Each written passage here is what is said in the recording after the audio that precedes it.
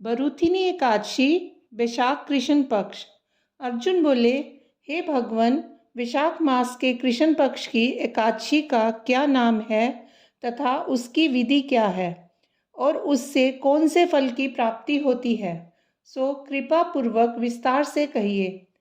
श्री कृष्ण भगवान बोले, हे कुंती नंदन, वैशाख मास के कृष्ण पक्ष की एकादशी का नाम बरूथिनी है। ये सौभाग्य प्रदान करने वाली है।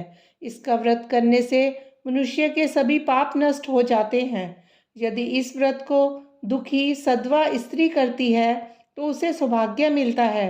बरूथिनी के प्रभाव से ही राजा मानधाता को स्वर्ग प्राप्त हुआ था। इसी प्रकार धुंधुमार आदि भी स्वर्ग को गए थे।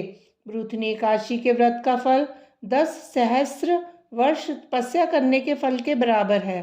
कुरुक्षेत्र में सूर्य ग्रहण के समय जो फल एक बार स्वर्ण दान करने से मिलता है, वही फल बरूथिनी एकादशी का व्रत करने से मिलता है। इस व्रत से मनुष्य इस लोक और परलोक दोनों में सुख पाते हैं। वह अंत में स्वर्ग को प्राप्त करते हैं। हे राजन, इस एकादशी का व्रत करने से मनुष्य को इस लोक में सुख और परलोक में मुक्ति मिलती है। शास्त्रों में कहा है कि घोड़े के दान से हाथी दान उत्तम है और हाथी के दान से भूमि का दान उत्तम है।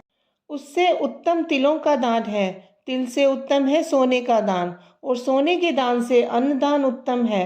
संसार में अन्न दान के बराबर कोई भी दान नहीं है।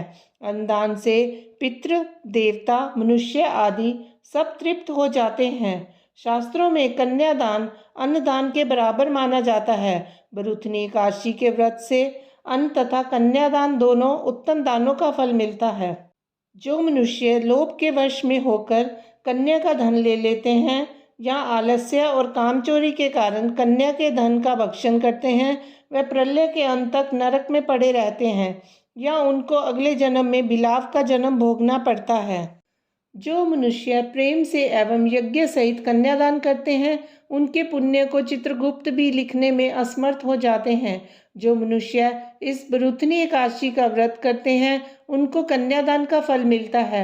बरूथिनी एकादशी का व्रत करने वाले को दशमी के दिन से निम्नलिखित वस्तुओं को त्याग देना चाहिए। कांसे के बर्तन में भोजन करना, मांस, मसूर की दाल, चना, कोंदो, शाक, मधु, दूसरे का अन्न, दूसरी बार भोजन करना। व्रती को पूर्ण ब्रह्मचर्य का पालन करना चाहिए। रात्रि शयन न करके सारा समय शास्त्र चिंतन और भजन कीर्तन आदि में लगाना चाहिए।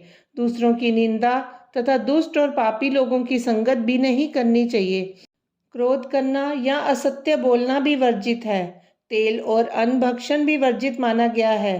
हे राजन, जो मनुष्य एकादशी का विधि पूर्वक व्रत करते हैं, उनको स्वर्ग लोक की प्राप्ति होती है।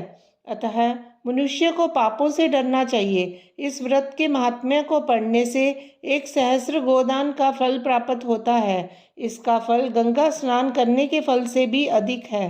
कथासार: संयम सौभाग्य का आधार है। इस प्रकार संयम रखने से प्राणी के सुख और सौभाग्य की वृद्धि होती है। यदि व्यक्ति में संयम नहीं है तो उसके द्वारा किए गए तप, त्याग व भक्ति, पूजा आदि सब प्रभावहीन हो जाते हैं। ओम नमो नारायणाय।